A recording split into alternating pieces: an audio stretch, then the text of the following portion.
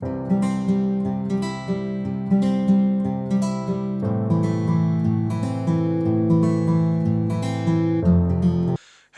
दोस्तों, how are you? क्या हाल चाल है आप सभी के? लाजवाब, फर्स्ट क्लास।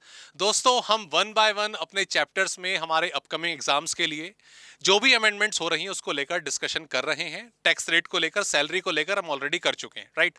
सैलरी वाली जब मैंने वीडियो अपलोड करी तो वहां पे एक दोस्त का कमेंट भी आया कि सर बस इत्तू सा चेंज है। तो देखिए दोस्तों, डेफिनेटली सैलरी में इत्तू सा ही चेंज था, इतना कराया। और उससे भी जल्दी खत्म होने वाला टॉपिक हमारा पीजीबीपी का है। सिर्फ एक छोटी सी अमेंडमेंट है, एक छोटा सा पॉइंट है। मैं तो इसको अमेंडमेंट भी नहीं कह रहा हूं क्योंकि उसमें बेसिकली बोर्ड ने, हमारे सीबीडीटी ने क्लैरिटी दी है। तो हमारे अपकमिंग एग्जाम के लिए पीजीबीपी में, हालांकि इसका क्वेश्चन, बड़ा क्वेश्चन इसका आएगा ऐसा पॉसिबल नहीं है। हाँ, एमसीक्यूज में आपसे इसमें से कंटेंट पूछा जा सकता है। क्या वो छोटी सी हमारी अमेंडमेंट हुई है, आइए उसको देख लेते हैं बिल्कुल स्ट्रेट फॉरवर्ड तरीके से। दोस्तों, सेक्शन 35D की दोस्तों ये क्लैरिटी है। अब सेक्शन 35D अगर आपने पीजीबीपी चैप्टर पढ़ा है तो आपको मालूम होगा कि किसी कंपनी के जो हमारे प्रिलिमिनरी एक्सपेंसेस हैं उनको टाइमली बेसिस पर अमोर्टाइज करने की डिडक्शन ये सेक्शन हमें प्रोवाइड कराता है। कंपनी है, आपके एक्सपेंसेस हुए हैं, ठीक है, आप उसकी डिडक्शन ले सकते हैं, अपना प्रॉफिट एंड लॉस जो है, प्रॉफिट जो है वो कम दिखाकर टैक्स बचा सकते हैं, राइट? अच्छा, जो प्रिलिमिनरी एक्सपेंसेस हैं उसमें कौन कौन क्वालिफाई कर रहा है, ये सारी की सारी चीजें यहां पर हैं। पहले तो कंपनी के बारे में बताया गया है, अब मैं सेक्शन की डेप्थ में नहीं जाऊंगा क्योंकि वो आप सिलेबस में ऑलरेडी पढ़ेंगे। मैं अमेंडमेंट पे फोकस कर रहा हूं। अमेंडमेंट कुछ इस तरीके की है। सरकार ने बोला कि हम कितने खर्चे की आपको अमेंडमेंट देंगे।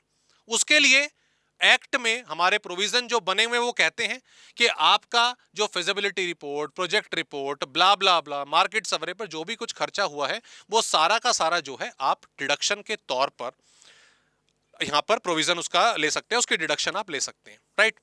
What is the amendment? अब इस लाइन को ध्यान से पढ़िएगा। The following four types of expenses are allowed if the work is carried on by the assessee himself and that's it, approved by CBDT। ये expenses allowed तो है deduction के रूप में लेना, लेकिन ये तभी ले पाओगे जब आप सीबीडीटी से आप इसको अप्रूव करवाते हो, तभी डिडक्शन ले सकते हो। अब होता क्या है, कंपनी ने जो रिपोर्ट बनाकर, इनका ब्यौरा देकर सीबीडीटी को भेज दिया। अब सीबीडीटी से कोई रिपोर्ट नहीं आई और फाइलिंग की डेट चली गई। फॉर एग्जाम्पल, मैं एज्यूम कर रहा हूं कि मान लीजिए 30 अक्टूबर तक इस कंपनी को अपना टैक्स जमा कराना है, टैक्स फाइल करना है, रिटर्न फाइल करनी है, और इन्होंने 25 सितंबर को अपनी ये रिपोर्ट भेजी बना के। अब 5-6 दिन में वहां से जवाब नहीं आया, अप्रूव नहीं हुआ, तो अब रिटर्न की डेट आ गई है। रिटर्न इस डेट के बाद फिर जमा होगी। कंपनी कहेगी कि हम इंटरेस्ट नहीं देंगे, लेट फाइलिंग नहीं देंगे क्योंकि बोर्ड ने गलती करी, उन्होंने हमें अप्रूव नहीं करा। तो ये गड़बड़ हो गई। ऐसे में गवर्नमेंट ने, मतलब हमारे एक्ट ने ये प्रोवाइजो लेकर आए हैं, ये अमेंडमेंट लेकर आए हैं, चेंज लेकर आए हैं कि भैया ऐसा है, ये जो रिपोर्ट आप सीबीडीटी को भेजोगे अपनी रिटर्न फाइलिंग की डेट से 1 महीना पहले भेजनी होगी। दैट्स द क्लैरिटी जो इस बार के पीजीबीपी के अमेंडमेंट में है। ये पहले क्लैरिफाई नहीं थी प्रॉपरली, लेकिन जो एग्जांपल मैंने आपको दिया उससे कंपनी की रिटर्न फाइलिंग लेट होगी।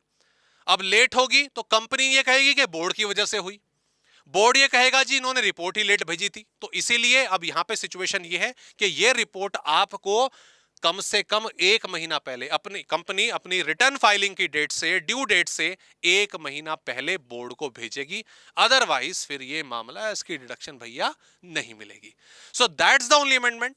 हाउस प्रॉपर्टी की कोई है ही नहीं, बट हाँ, पीजीबीपी, सॉरी माफ कीजिएगा, इनकम फ्रॉम अदर सोर्सेज का थोड़ा लंबा मामला है, तो उसको हम थोड़ा डिटेल में करेंगे। सैलरी और पीजीबीपी की ये बहुत छोटी सी अमेंडमेंट्स थी। मिलते हैं आपसे नेक्स्ट वीडियो में। Please take care.